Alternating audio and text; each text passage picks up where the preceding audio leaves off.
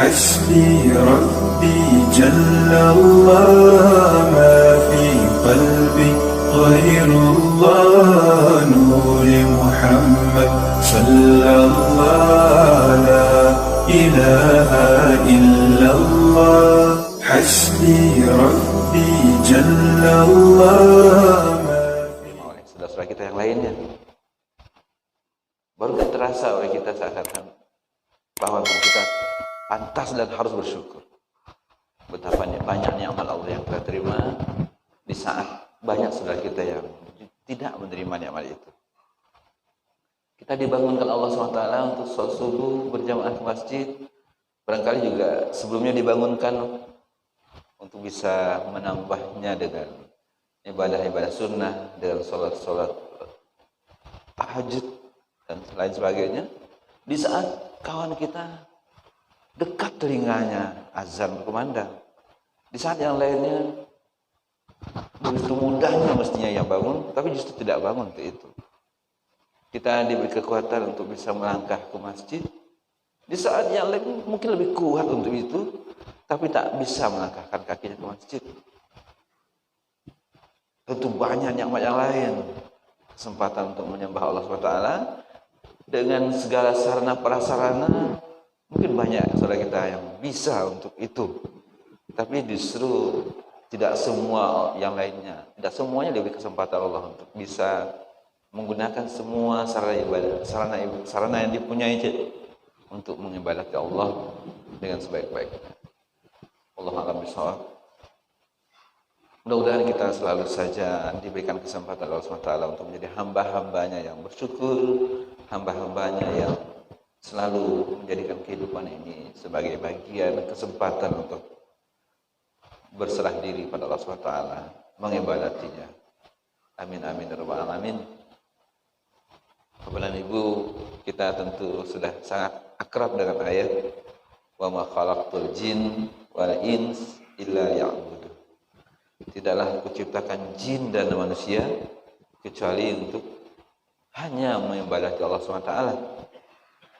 Berarti kehidupan kita nggak pernah lepas dari mengibadati Allah SWT.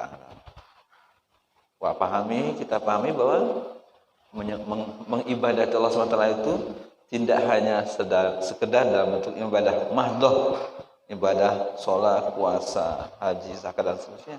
Bukan hanya itu, tapi segala aktivitas kita dari bangun tidur sampai tidur kembali, dari ujung rambut kita sampai ke ujung kaki kita, hendaknya dia bernilai ibadah kepada Allah SWT. Itu yang kita pahami bahwa wa ma khalaqtul jins wal ins illa liya'budun. Yang kedua, Allah menyampaikan dalam surah Al-Baqarah ayat 30 itu yang juga akrab dengan kita ayat ini.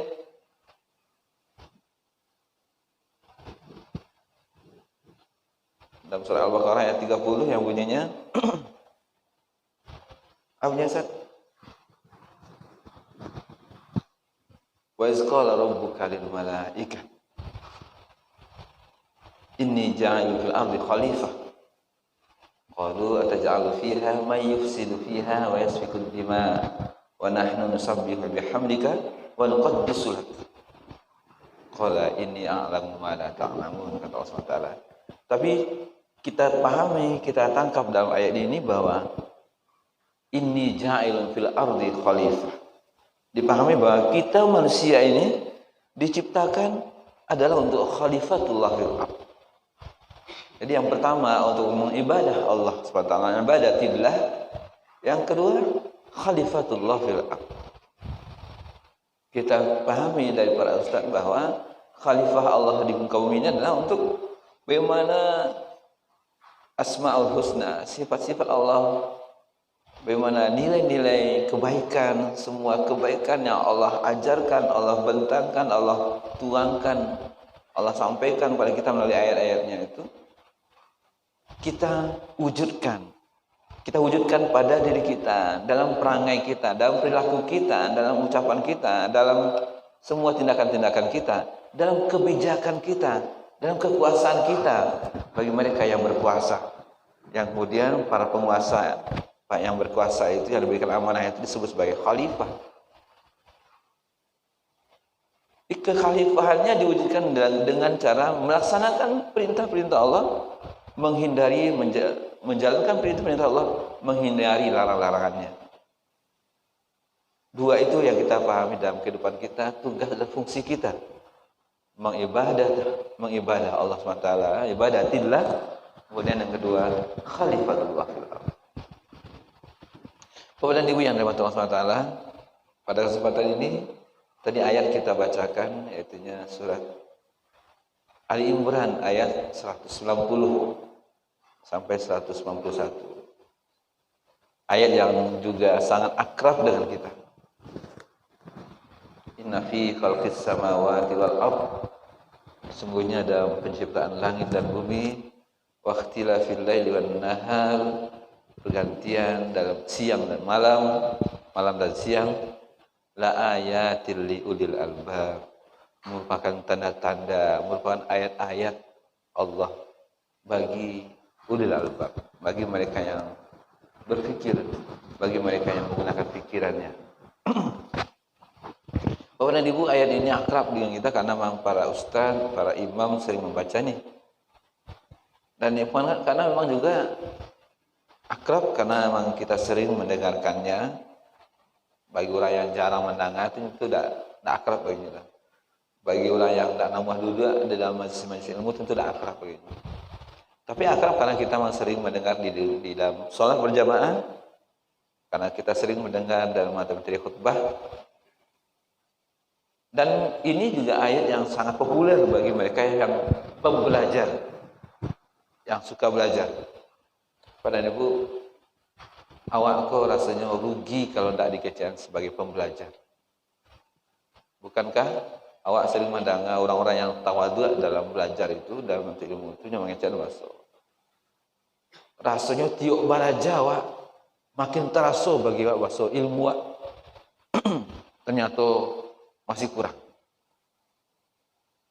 Ungkapan itu Bapak dan Ibu terungkap wak danga ungkapan bahasa semakin wak baraja, semakin duduk di majelis ilmu, semakin terasa wak bahasa ilmu wak kurang itu terungkap bukan dari sembarang orang Bapak dan Ibu. Emang terungkap dari orang yang menambah duduk. Hatta sampai yang duduk itu dalam mencari ilmu, dalam mendengar itu adalah para profesor sekalian. Orang-orang yang lah habihum di dunia kan, dalam menuntut ilmu, semakin terungkap kata-kata bahwa semakin wak baraja, semakin terasa bahwa ilmu wak masih kurang. Bapak dan Ibu, inilah karena apa? Allah mengatakan bahwa tio ado pergerakan di dunia, tio ado garik, tio ado perubahan peristiwa. Kan ungkapan dengan kata-kata penciptaan langit dan bumi, waqtilafil laili wan nahar, pergantian siang dan malam. Berarti sadonyo sisi kehidupan, waktu dan geraknya dan peristiwanya, la ayatil li ulil albab, merupakan tanda-tanda, merupakan ayat-ayat bagi orang yang mau berfikir. Nang kecil awak orang Minang, alam takambang jadi guru. Alam takambang jadi guru itu Bapak dan Ibu kan wak pahami kan alam yang ada kok, tapi takambangnya itu berarti sisi semua kehidupan. Dit nyalang matoa nampak dewa alam. Apa yang nampak tuh, apa yang terasa, apa yang wak alami dalam kehidupan gua, la ayatil liulil albab, merupakan tanda-tanda kebesaranku kata Allah. Bagi siapa? Bagi mereka yang mau, yang berpikir, bagi mereka yang menggunakan pikirannya. Siapa dia kata Allah SWT? Allazina yazkuruna Allah, yaitunya mereka-mereka yang mengingat Allah. Mereka-mereka yang selalu menghubungkan, menyambungkan semua itu semuanya kepada Allah SWT.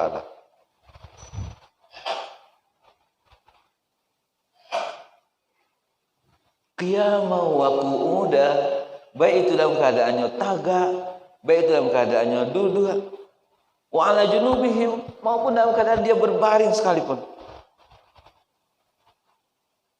Iko tanda bahasa 3 peristiwa tadi itu tagak, duduk, berdiri, berbaring kita. Para ustaz wadangan bahasa itu menanda bahasa semua sisi kehidupan ada lapis dari 3 itu kan. Kau tak tagak, kau tak duduk, kau tak berbaring. Yang dalam pepatah orang Minangkabau, tagaknya meninjau jarak, duduknya meraji ranjang. Ya hebat orang-orang Minang. Sadonyo tak terlapih, tak ada yang tak bisa diungkapkan dengan ungkapan-ungkapan. Tagaknya meninjau jarak, duduknya meraji ranjau. Maksudnya buat seadanya peristiwa kehidupannya itu tak lapih nilai dari kebaikan-kebaikan. Kalau dalam ayat tadi tak lapih dari allazina yazkuruna Allah. Nyubuangkan, sambungkan seadanya pada Allah SWT. Wa yatafakkaruna fi khalqis samawati wal ard.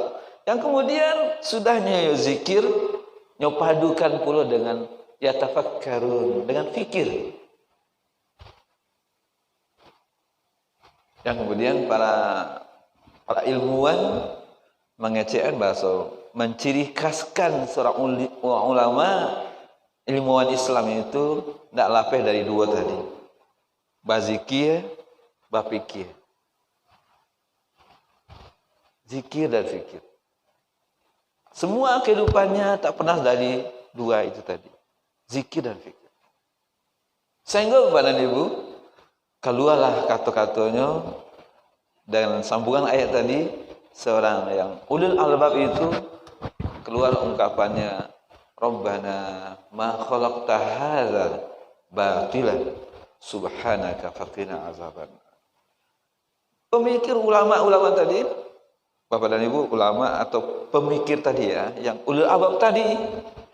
Kalau ulama wak sampaikan seakan sampai mana ruang lingkupnya.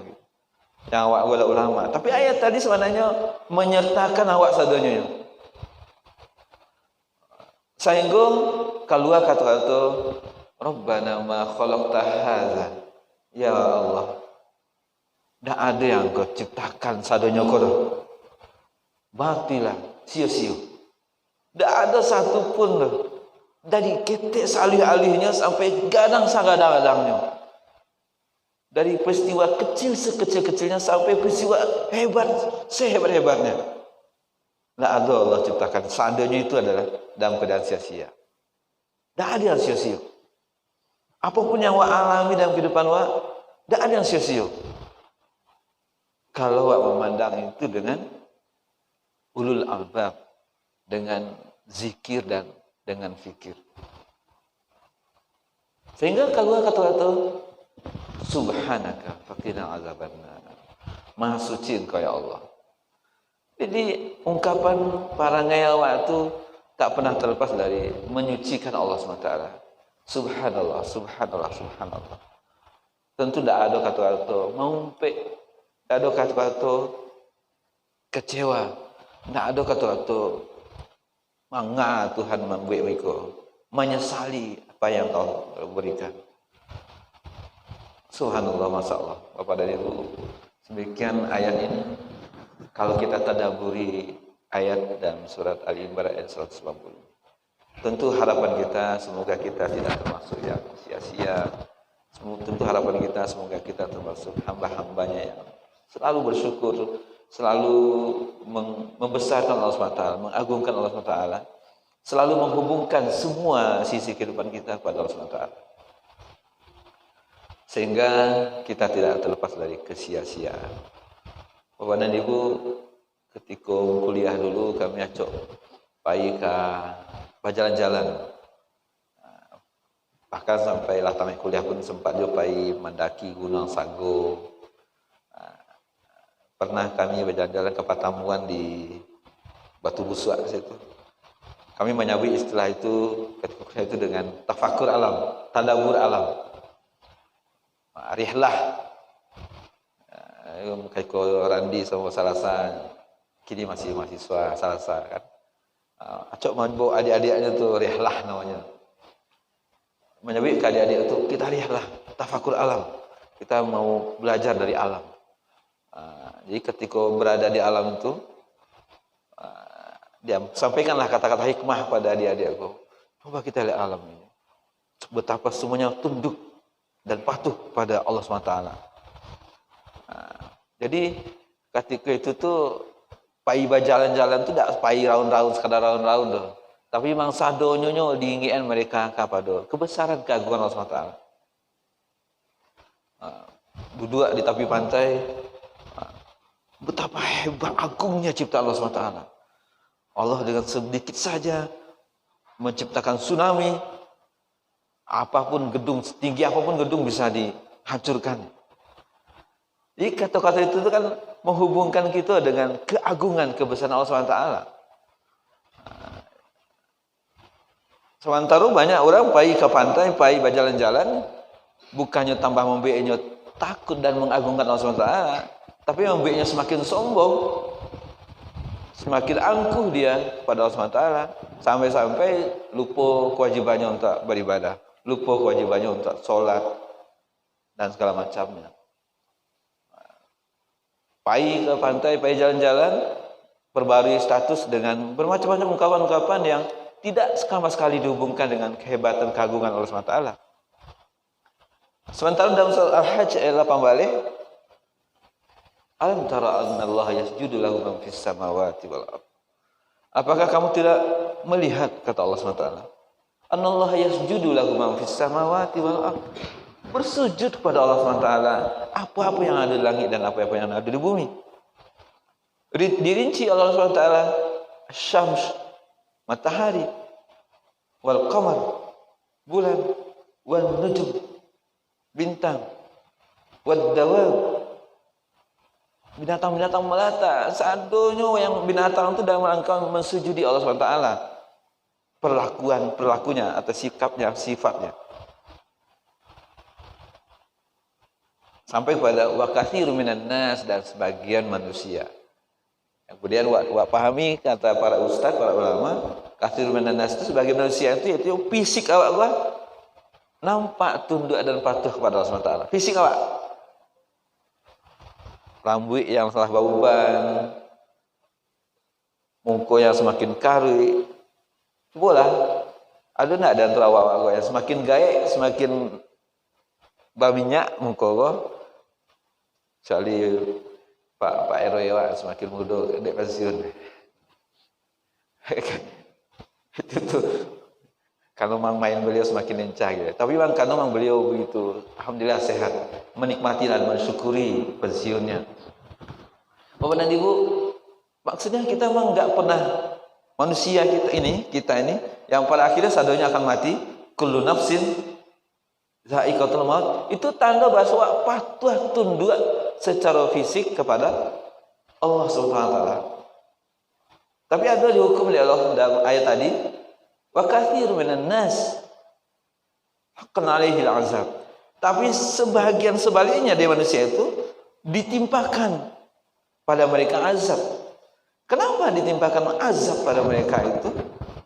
Sebahagiannya lagi dari manusia itu, sebagiannya apa?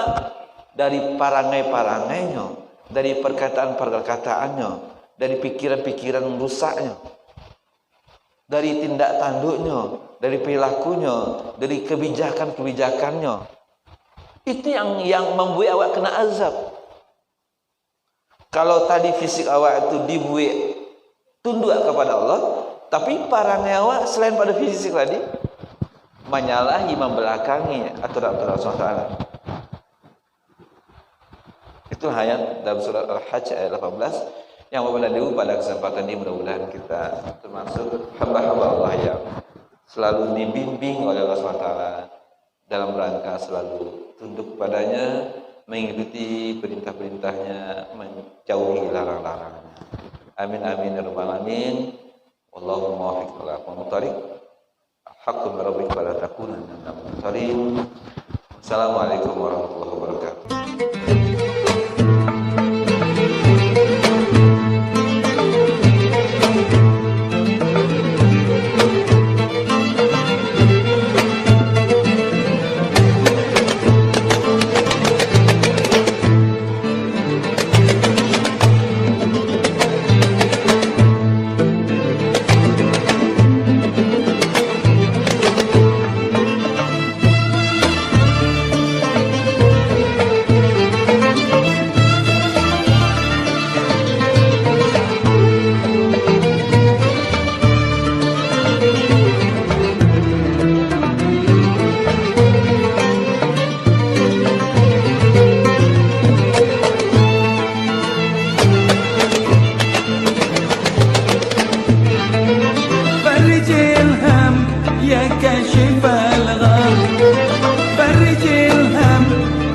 كاشف الغم منك فضلا بفضل المثاني منك فضلا بفضل المثاني الله يا سيدي